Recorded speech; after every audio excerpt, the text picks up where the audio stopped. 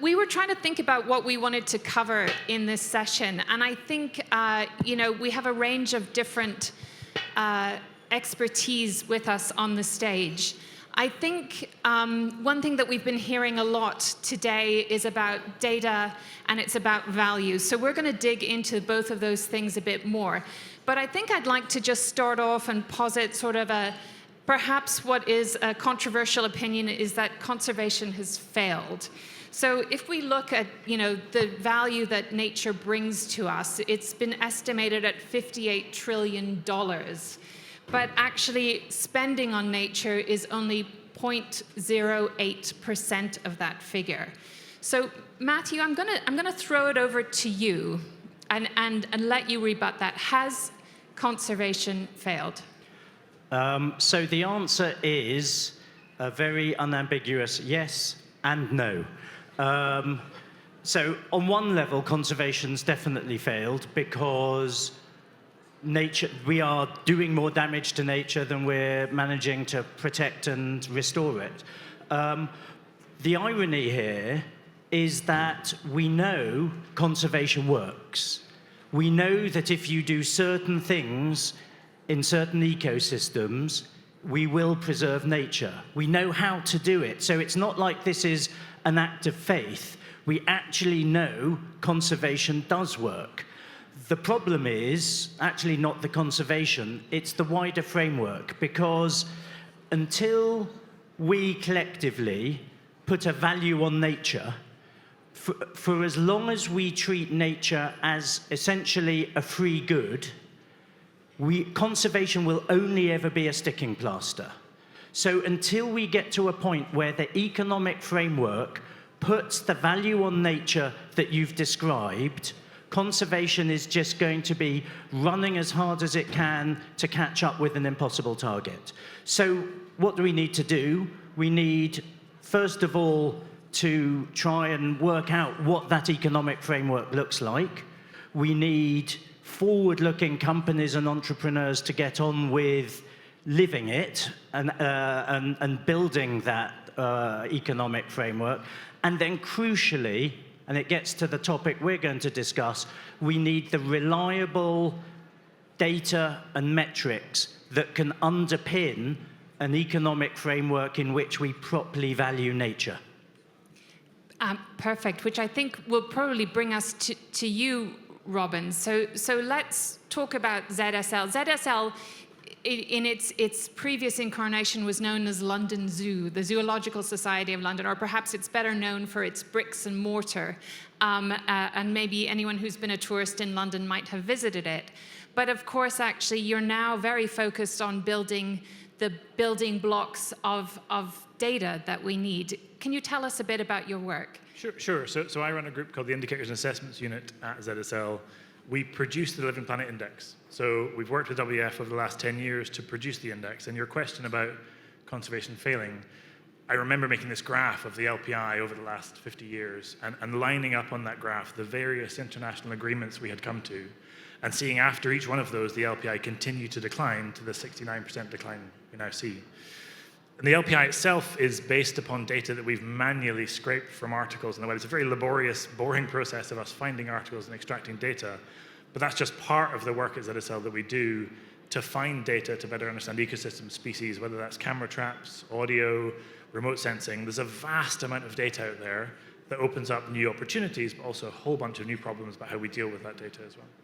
And you're being modest, I think, because actually the Living Planet Index was adopted by the Convention of Biological Diversity as the measure, the metric by which progress will be measured. So your work has made already a huge contribution to our understanding of biological diversity. So thank you for that.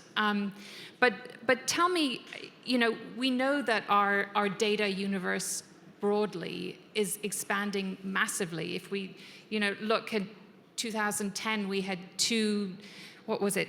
I'm going to have to read my notes, zettabytes of data. And by 2025, it's going to be 175 zettabytes. But how do we access the data that we need from the living world?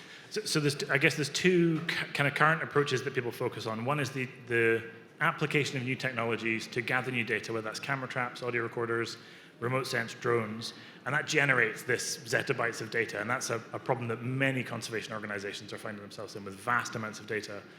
I would argue that there's an opportunity also to find smaller data. So the LPI, which, as you say, has impact, it's based upon very small tables of data extracted from articles, and that laborious process with various new innovations like large language models is about to become possible to do that automatically. So I think there's this opportunity right now to vastly change the way we gather those kind of data for what has happened to nature, and then begin to build models that understand why that has happened and make predictions about what's going to happen in the future. And I think that opportunity sits right now. And so I think the vast amount of data that we have, we're very fortunate at the zoo. We just got a couple of these big NVIDIA DGXs and a few petabytes of space to store that data. So we're very fortunate, but we need the expertise to deal with this data as well as the resources to do that as well. If I could come in as well. So, I mean, as Robin said, I think we are probably the only conservation organization in the world with its own supercomputer. So we are investing very heavily in trying to get data right. But if I just make a couple of other points. I mean, one is we need to be very careful as we progress down this route that we do it fairly, so that we don't just access, for example, data in English language papers in prestigious journals, because then we miss a whole load of data, of insight, including in those countries that may be very biodiversity rich, but technology poor, that we need to be concentrating on. So there is a fairness issue, and there is also an access to technology issue. I think there is always a tendency to want to do stuff at the very cuttingest edge of technology, and that's totally understandable. But actually, in the field, in lots of the countries that ZSL work in, what's needed isn't the whizziest technology, it's technology that's accessible to the people who are trying to do conservation in those countries.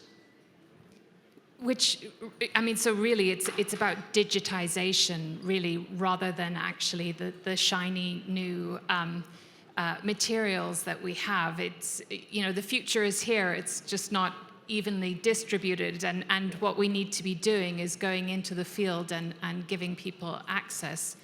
It sort of makes me think about another digitization project you were involved with, Matthew, because Matthew, you were previously in the health field. What I would love to understand is, what do you think are the parallels or the similar challenges between innovation in health and innovation in conservation?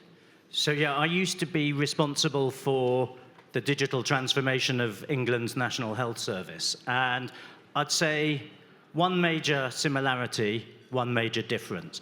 The similarity is in our NHS, as in a lot of conservation, what's needed is not the latest technology, it's just access to systems which are well established in technological terms, not that exciting or interesting.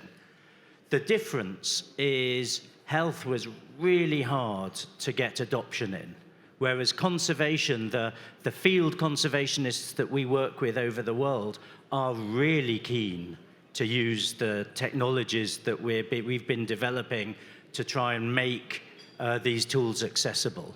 So I think there's a similarity, but there's also a big difference.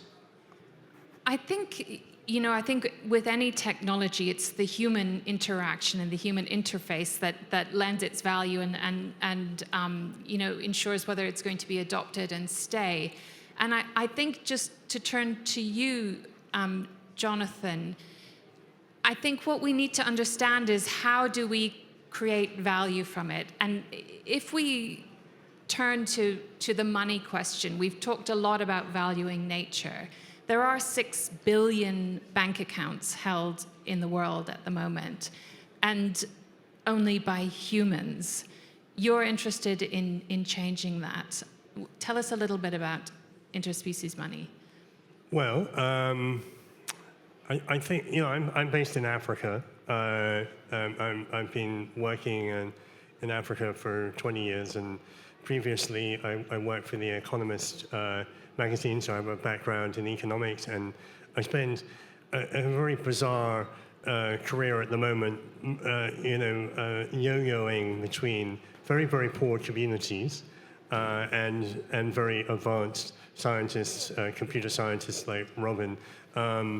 So I think I take a very pragmatic view. Of course, I hear the conversations we had this morning. I completely agree with Alexa, that we need emotional connection with nature.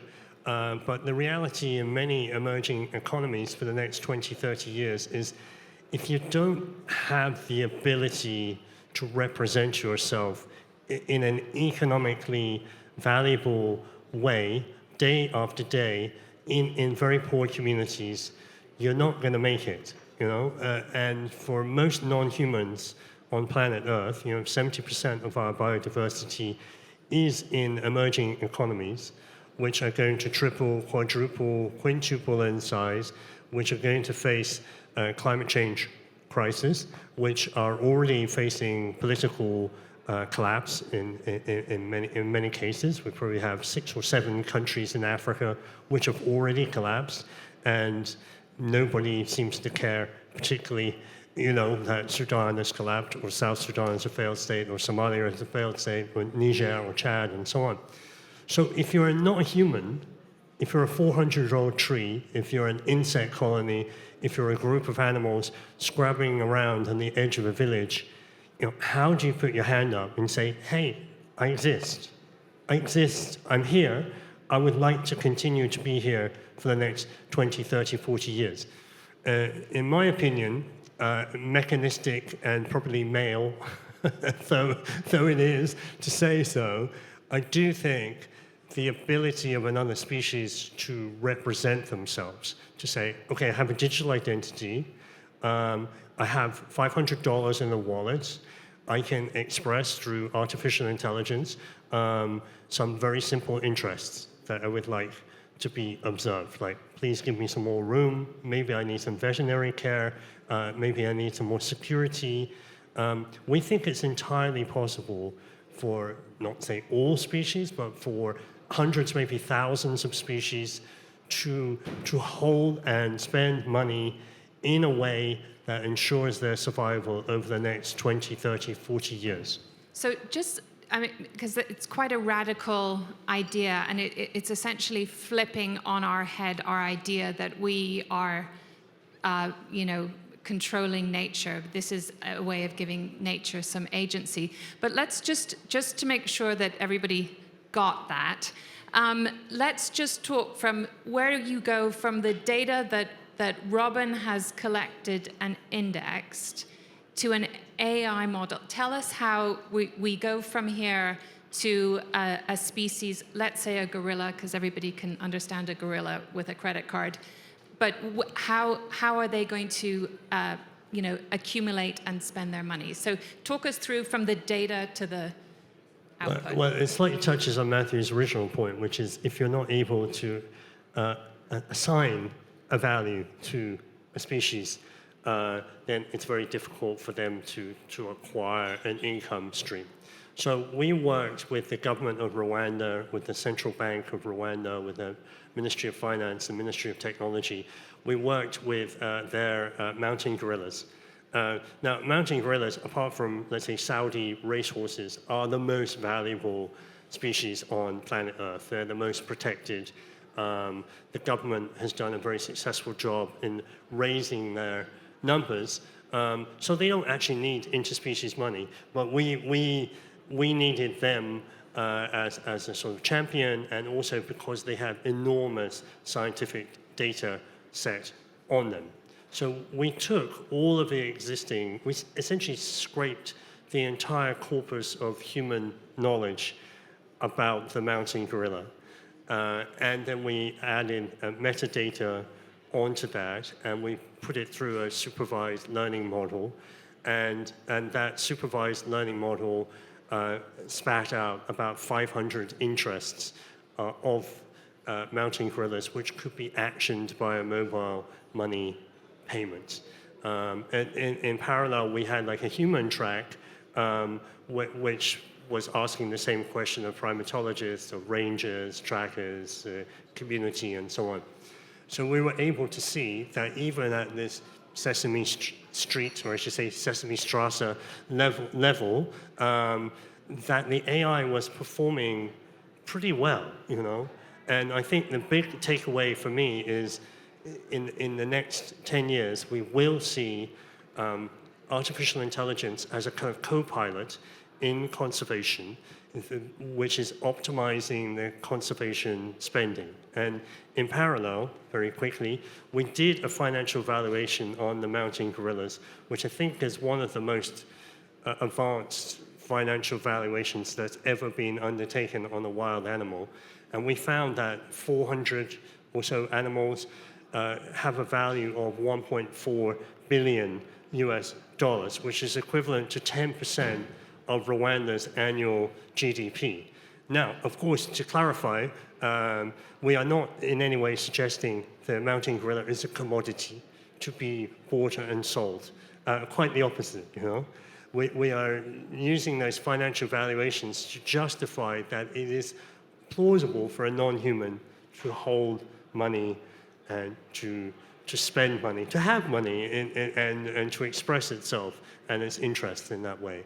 But I do believe for some species that perceived financial valuation can, over the next decade, become a real financial valuation, because we all know it's absurd that a fig tree, which is 400 years old, which supports all of these ants and termites and so on, has no value, but you know, a bar of platinum will buy you a house, right? So we know that we're in an insane economic situation, and we need to correct that. I love the future-facing,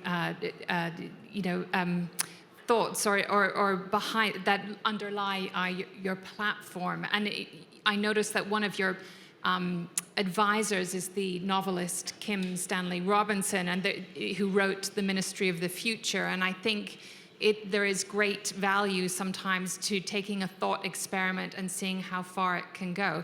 And I think, I wonder actually, Robin and Matthew, if we project ourselves, 10 years into the future, ZSL is 2 years off its 200th anniversary, and it has you at the helm. Where do you see it going in 10 years? So look, I mean, in one sense, 10 years isn't that long. In another sense, the damage, if we don't change the way we work, that we're going to do to nature in the next 10 years is going to be extraordinary and devastating. I would like ZSL, with its scientific heritage, to become a focal point where really great science, like the stuff Robin is doing, data, practitioners can speak to business policymakers, lawyers. We need to get conservation talking to other disciplines and vice versa, because conservation has been stuck in a silo and we need to get it out. So we need to do that, but that needs to be underpinned by all the stuff Robin does, which is fantastic, reliable, equitable science. I think so. There's an opportunity here with, if I think about the LPI and the fact that we've drawn these lines in this graph and seen conservation globally fail to meet the things we've asked of it, maybe there's a synergy where if we can place value, financial or ethical, on the species we want to understand, that we can begin to get better data. And I think the tools we now have, large language models, other AI tools, to help find, to help extract and process that data, mean that right now there's an opportunity for everyone in this room, for everyone we work with, to harness that data and mobilize it, not just to understand the demise of our planet, but to use that data to make a model to understand what's going to happen and to make better choices about the direction we go in, so we can begin to see that curve bend and understand where we want to be in the future rather than just where we have been in the past. So to give you an example, I mean, we're very keen to put data directly in the hands of business leaders and investors who might need it. So we tied together with Global Canopy and a couple of others to create this online tool called Forest IQ. and we designed it with the financial sector, with BNP Paribas, Scottish Widows and others. It's got about 20,000 indicators in it, huge amounts of data that investors and businesses can use now to de-risk their portfolios, to assess potential investments for deforestation risk. So it's partly about really exciting ideas for the future and creating a new framework. It's also about living what we need to do right now.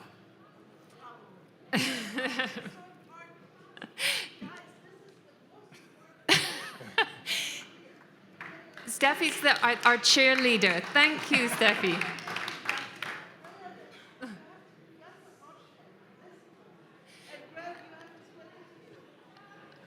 Oh, okay. I think she's issuing instructions. I think actually it sounds, just to respond quickly, it sounds like what you need is DLD Nature in London, hosted at ZSL. Perfect. So, all We'd right, love to. I'll let you and Steffi talk about that. But Jonathan, we're almost out of time. Tell us, what's the one thing you want this audience to do and to take away? I just think we need to get a wee bit more ambitious. You know, I moved into that conservation space because I could see, like, it needs 100 times more money. It needs to be in serious political conversations, and business needs to be moving. Now, you said 58 trillion. It's not necessary that we need to move 58 trillion. But I definitely, you know, now we are pushing 60, 80 billion to nature on the front, and on the front line, probably 2 billion, I would guess. 2 billion is not going to get it done. If we get into the 22nd century, the way we are right now, our future generations will not forgive us. They simply won't forgive us in the way that we do not forgive our slave-owning ancestors, right? That's just the fact, and those species are not going to be engineered back into. So for me, from a corporate finance, it's show me the money, right? Put money on the nail, take a risk, think out of the box. Whatever the solution is, it's going to be radical and it's going to be new, you know. So it really is about money, unfortunately. Which makes me really thrilled that money is on the agenda and finance is on the agenda in sessions that are coming up. That's all actually we have time for. But I just want to thank you all. That was really fascinating. And you're all doing amazing, incredible work. So please continue, and please continue building the foundations and building blocks of our future understanding of nature and being a great champion for it. Thank you very much. Thank you.